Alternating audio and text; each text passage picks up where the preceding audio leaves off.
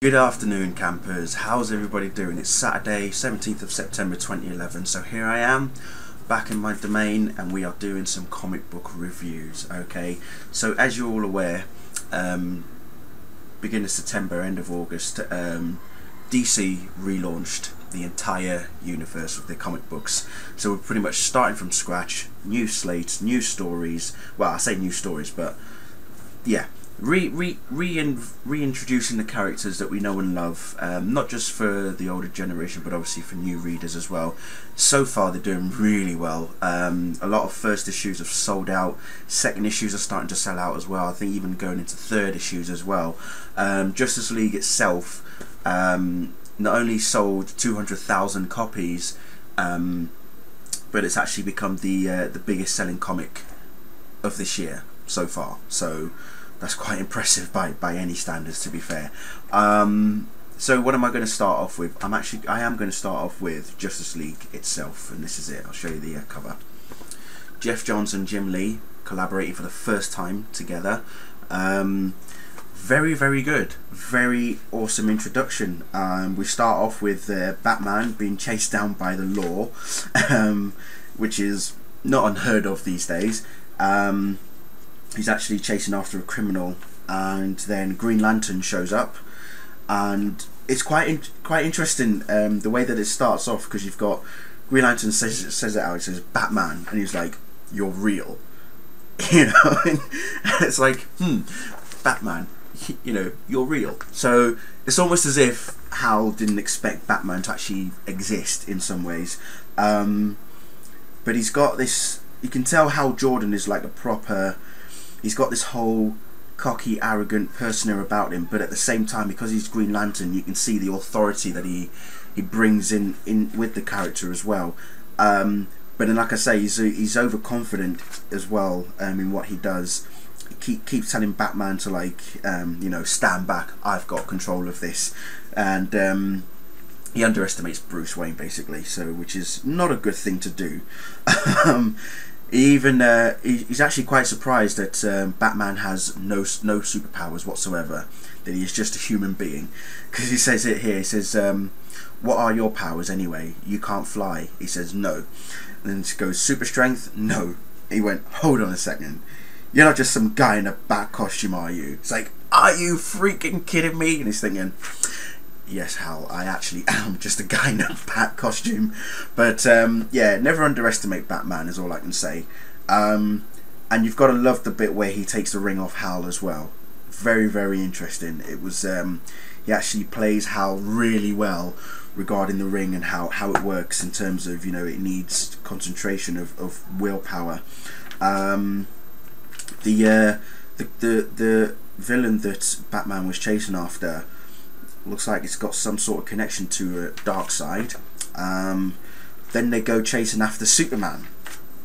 We're introduced. Well, I'll get to Superman in a second. We're also introduced to Victor Stone, aka Cyborg, but at this point he's still a human being. So it'll be interesting to see how he transitions into Cyborg later on. What else have we got? Yeah, so they track down Superman, and well, all I can say is, I can't wait for the second issue, because, to be fair, that picture actually does look awesome, doesn't it?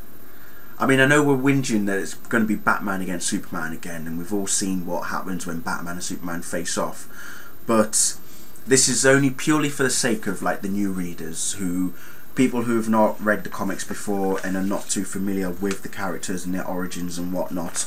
As I say, it'd be interesting to see how it works. And I actually quite like the suit.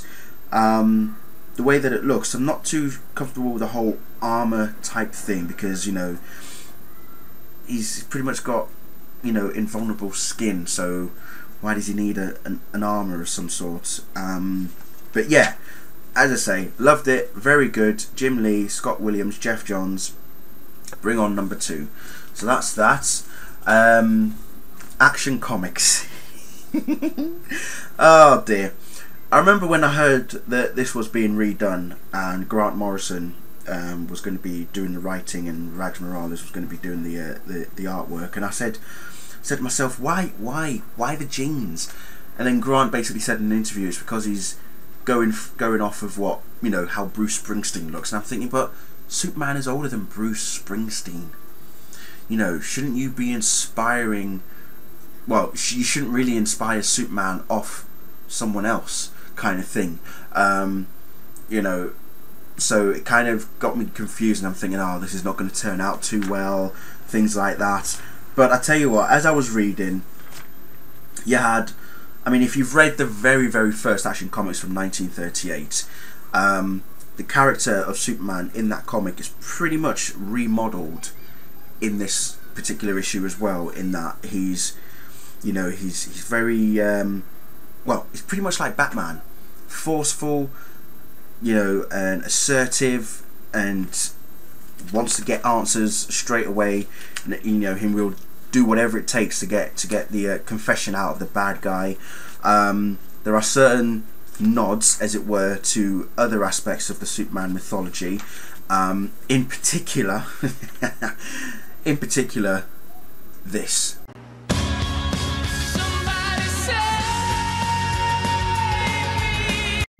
I couldn't help it. I had to do it. I'm sorry. Come on, think about it. I had to do it, okay? Because I was reading it and I thought, that's going to look awesome on a video if I do that. And I couldn't help it. So forgive me, okay? Please forgive me. I couldn't help it. It had to be done. But as I say, as it goes on, you know, the story gets more and more interesting. It actually does get more and more intriguing. There was a slight, how should I put it, controversial issue regarding Superman's, well, his grunt, as it were, and it basically is just two letters. I'm not sure if you can see it, but it just says GD, and everybody thought, well, not everyone, but a few people were having a go at Grant Morrison, saying that it was some sort of religious curse or something, but Grant basically argued his corner and said, no, that wasn't the case at all. It wasn't the point. That wasn't the idea behind it. It was more like a grunt of him being hit so hard. We see his transformation as Clark Kent. He's fairly young. I mean, I couldn't even tell you how old he is, to be honest. But he's living in an apartment in Smallville, not in Smallville, in Metropolis, doing his journalistic job. And I'm not sure if he's actually at. Let's have a look. He's working for a rival newspaper to Jimmy Olsen and Lois Lane, because you see Jimmy and Lois do work together here. So at this point, Clark is not even at the Daily Planet by the sounds of things. But he's got a story, and Lois and Jimmy are already trying to get ahead of the story themselves. We meet Lex Luthor again. There's just all sorts. Sam Lane as well. General Sam Lane is in there. As I say, all the elements are there, and yeah, I'm very, very interested to see how this will go on. I'm going to give a lot of these comics at least up until the 6th issue to see exactly how the story unfolds for each of them. But like I say, if you haven't picked up Action Comics and Justice League, get them. Really, you'll love them. Now on to Batgirl #1. Now, this didn't half cause some, I wouldn't say, well, a bit of uproar, basically, because it is Barbara Gordon back as Batgirl, written by Gail Simone, who everybody will tell you she is synonymous with the character. She pretty much made Batgirl who she is today, and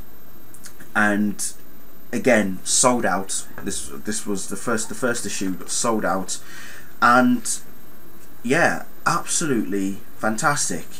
The story is gripping.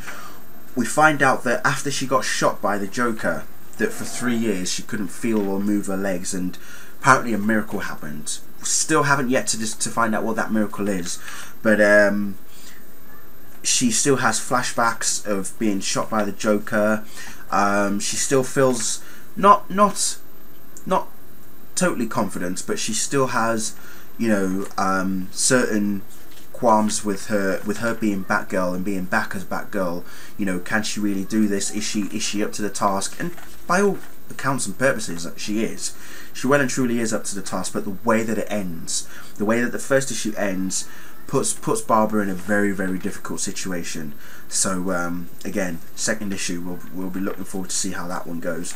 But yes, no, seriously, as I say, these first issues so far, they're looking pretty good. So that's Batgirl, Action Comics, and Justice League #1. I'm going to be doing some other comic book reviews tomorrow for you. So we've got, what have we got? I'll give you what I'm going to review. Superman Beyond, Superboy #1, Batman and Robin #1, and Batwoman #1. So those are coming up tomorrow. In the meantime, as I say, do please enjoy, have a good weekend. It is Saturday after all. Go and enjoy yourselves, people. It's the weekend. Let's have fun. Young Justice was back on last night, so I will be watching that later on today, and yes, I shall be reviewing it later on this evening as well. So I believe it's the episode Targets, which wasn't aired, but apparently a lot of people have already watched it on YouTube. But me personally, I'd rather wait for it to actually be officially aired before I can watch it, and I'm glad it is now. So got it ready, and I will be watching it later on tonight, and I shall be reviewing it as well. So look out for that. Thank you all for watching. It's good to be back. Bye.